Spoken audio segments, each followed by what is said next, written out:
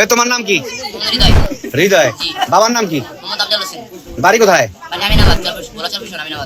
ভোলা corporation Aminabad. কি করো তুমি? কোথায়? কোন ক্লাসে পড়ো? অষ্টম শ্রেণী। তোমার নাম কি? কেয়ামণি। বাবার নাম কি?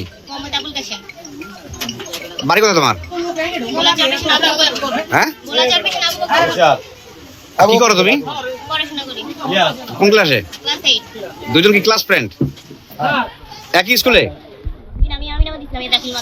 আর তুমি? হ্যাঁ, আমিনাবাদ মাধ্যমিক বিদ্যালয়। আচ্ছা, তোমার নাম কি? হ্যাঁ, মোহাম্মদ নয়ন। তোমার বাড়ি কোথায়? আমিনাবাদ। তোমার বাবার নাম কি? তুমি এদের সাথে আসছো কেন?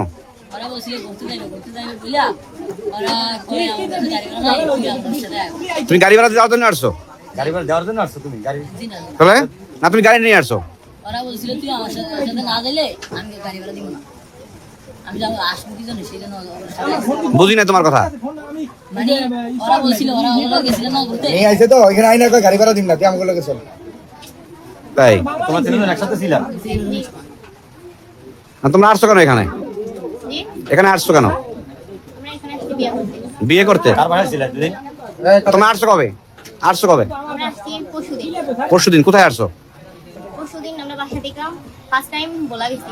বলা যায় ইলিশা দিয়া নোয়াখালী যাওয়ার পরে লক্ষ্মীপুর গেছি। লক্ষ্মীপুর থেকে ঢাকা আইছি।